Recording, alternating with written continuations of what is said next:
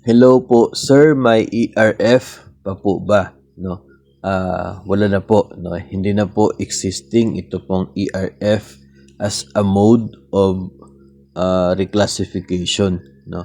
Sa paglabas po ng bagong issuances ng DepEd tungkol po doon sa atin pong mga qualifications for teachers, no, ay hindi na rin po applicable ito pong ERF bilang basis ng promotion.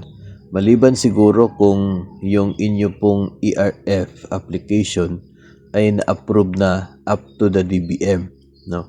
Kung sa division level lamang yung approval ay baka maliit po yung chance kasi sa paglabas po ng bagong guidelines tungkol po dito ay included po si DBM doon po sa na-inform na this will be the new basis for the promotion, no? So yung sa reclassification, yun na pong bago na, no, yun pong dadaan sa mga interview at saka po sa demo, hindi na po through ERF, no? So kung hindi po umabot sa regio o sa DBM na approval yung inyo pong previous application ay baka ibabalik yung papel po ninyo.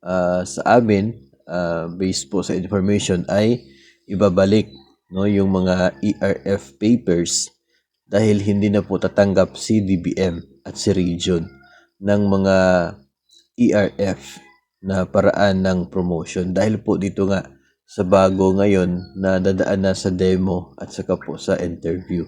So hindi na po gagamitin yung ERF na kung saan kung meron kayong ang graduate ka sa masteral po ninyo, and kung meron kang ilang units, no, na pwede pong ma-reclass yung position ninyo, hindi na po yun gagamitin sa ngayon. So, doon na po tayo sa lagi po natin binabanggit na proseso ng reclassification. Yun pong naka-base yung scoring doon sa DepEd Order number 20 series of 2024. Yun na po yung gagamitin, no? And that will be true to all na mga gusto magpapapromote through reclassification. Maganda po doon dahil talaga pong nakabase doon sa personal na kakayahan ng isa pong applicant, no, at masusukat sa pamamagitan ng kanya pong classroom demonstration, sa pag-defend ng mga nakapaloob sa kanya pong mga annotations, portfolio annotations, ganun.